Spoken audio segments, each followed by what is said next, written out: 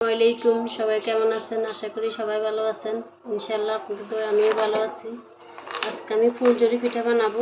এখানে ডিম, চিনি, লবণ, চাউলের আটা আর অল্প চাটা আটা দিলাম। এগুলো দিয়ে আমি সবগুলো একসাথে মিক্স করে নেব। পরিমাণটা দেখাতে পারি নাই, ক্যামেরাটা অফ ছিল, ওই জন্য দেখাতে পারি নাই। কেউ চালের আটা দিয়েও করতে পারেন, আটা দিয়েও করা যায়। আমি দোনোটাই দিলাম। এখন সব কিছু ভালো করে মিক্স করে নেব। এখন আমি শাঁসগুলাকে গরম করে নেব। শাঁস দেওয়ার পরে এগুলাকে আমি ভালো করে তেল দেব।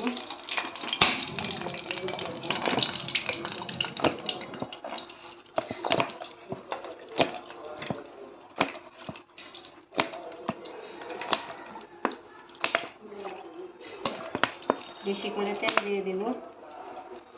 ভালো করে শাঁসগুলা গরম হওয়ার পরে আমি পরে পিঠাগুলো দেব।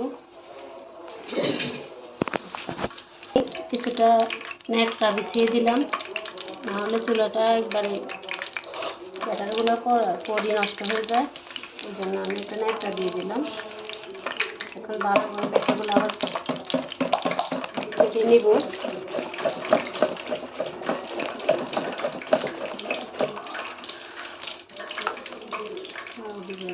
গরম হয়ে গেছে।